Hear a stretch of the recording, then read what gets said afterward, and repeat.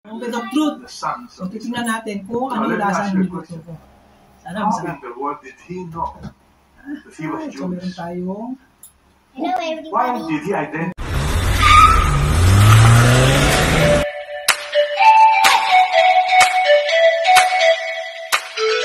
Welcome back mga Junakis. Ito na naman ang yung Daddy O para sa panibagong episode ng ating vlog. And today, magluluto tayo ngayon ng ginataang tulingan with pechay. So, ito na yung mga ingredients. Oh. Ayan, oh, tingnan natin. At yung pinaka-importante, yung mama kokugata. Mama kokugata, baka naman. So, simulan na natin ito. Let's go! So, unahin natin yung bawang, sibuyas, luya, at yung sili. Yung sili na yan, yan yung mga pintas ko doon sa mga tinanim ko dyan sa bakuran namin sa baba. Yan yung mga galing kalumpit.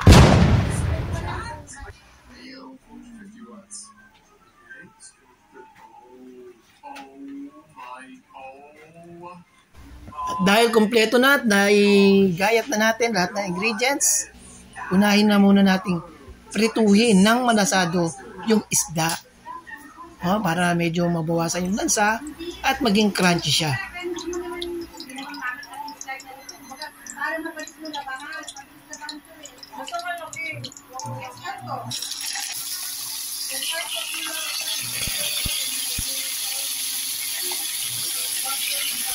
At pag medyo toasted na siya, parang ganyan, simulan na nating maggisa.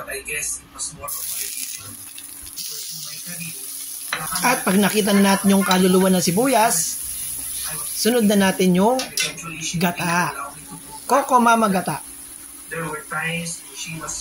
Yan, halu-haluin lang natin yan para hindi siya masunog. No? Hintayin lang natin kumulo at pag medyo nakita na natin kumulo, isunod na natin yan, matigas na stem ng pechay para mas madali siyang lumambot. Yan, halo-halo. Bigyan natin ng konting patis, pampalasa, pakuluan, at pagkatapos, nakita natin kumulo, yan, pwede na natin ilagay yung tulingan na prinito natin kanina.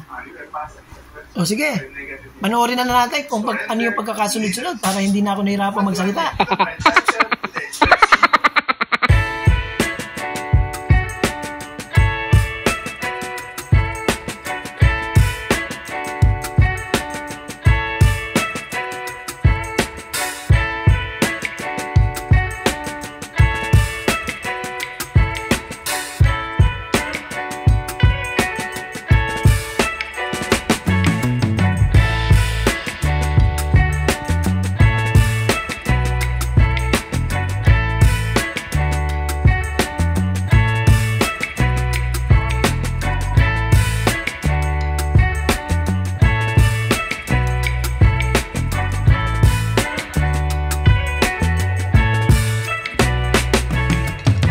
So, titingnan natin kung ano lasa ng niluto ko.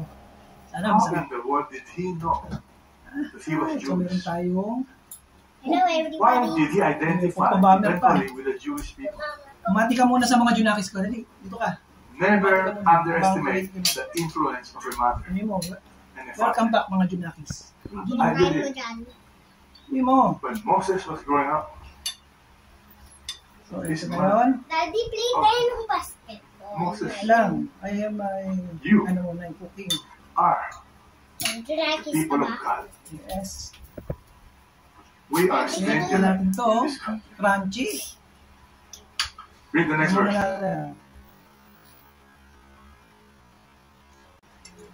When he saw one of them being treated unjustly, you see, Moses wanted to be what? Tapos yung creaminess ng gata.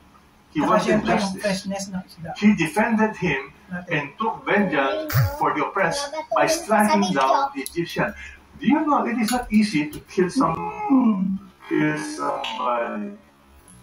You try killing somebody without a gun. Ang sarap!